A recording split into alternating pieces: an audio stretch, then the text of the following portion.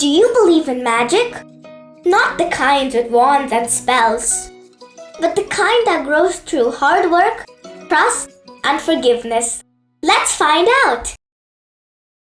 Why does your farm glow at night, Bella? asked a wide-eyed squirrel named Pip, as he stood at Bella's market stall, nibbling on a shiny red apple. Oh, Pip, Bella said, adjusting her straw hat. It's not just the glow. It's the care I put into it every day.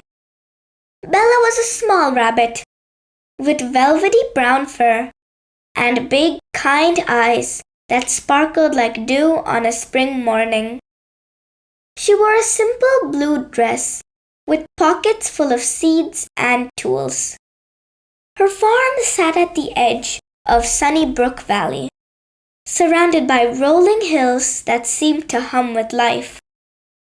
The soil on her farm shimmered faintly, even under the midday sun, as though it held secrets too magical for words. The villagers adored Bella, not just for her delicious produce, but for her generosity. She never turned anyone away, whether they had coins to pay or not. Her farm was a place of wonder, where carrots grew as tall as saplings and strawberries glistened like rubies. One bright morning, an Arctic fox named Archie strolled into Sunnybrook. His white fur gleamed faintly under the sun, but his eyes carried a shadow of sadness. He wore a patched vest and carried a satchel filled with seeds from faraway lands. "Good morning," he greeted Bella at her stall. "Your farm is extraordinary." Archie had been a farmer once, one of the best in his homeland, but years of famine had left his fields barren. When he saw Bella's glowing produce, envy flickered in his heart, like an ember struggling to ignite. "Here, take these," Bella said. "You look like you could use a good meal." Archie hesitated, but accepted the gift.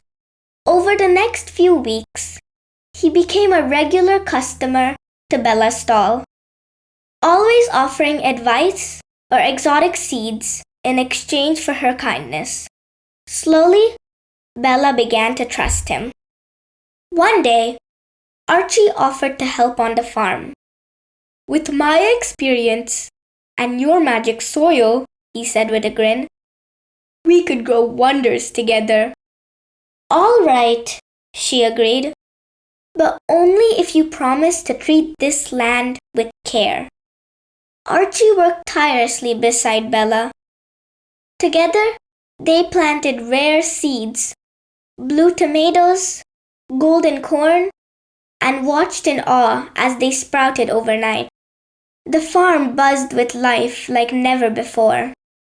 But soon, strange things began to happen.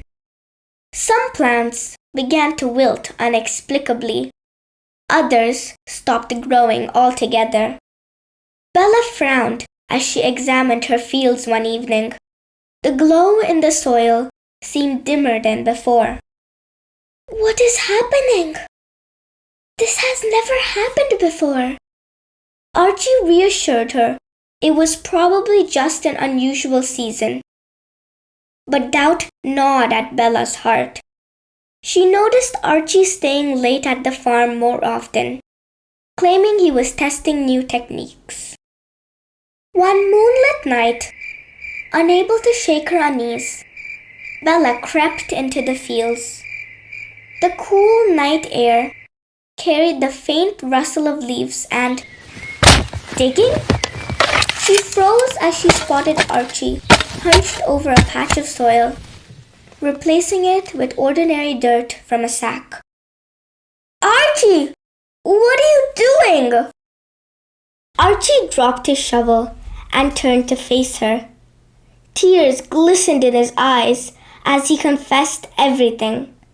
The famine that had destroyed his life, his desperation to rebuild his farm using her magical soil.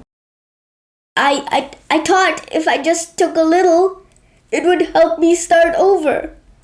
But the magic faded when I moved it. Furious and heartbroken, Bella banished Archie from her farm. Without its magical soil, Bella's farm began to wither. She tried everything she could think of, watering more often, planting new seeds, but nothing worked. Her once bustling market stall now stood empty. The villagers grew worried, both for Bella and themselves. Without her produce, many went hungry. I have to find another way. I can't give up. Bella continued to work on her farm relentlessly. One week, however, Bella noticed something strange. Tiny green shoots began to emerge from the barren fields, and the soil seemed richer than before. Confused, Bella scratched her head. She hadn't done anything differently to explain the sudden change. Late one night, Bella heard rustling in her fields again. Grabbing a lantern, she ventured out and stopped in her tracks when she saw Archie kneeling among the crops. But this time, he wasn't stealing. He was working, spreading manure, loosening the soil with his claws, and watering each plant with care. Archie! What are you doing here? I couldn't let everyone suffer because of my mistake, he said.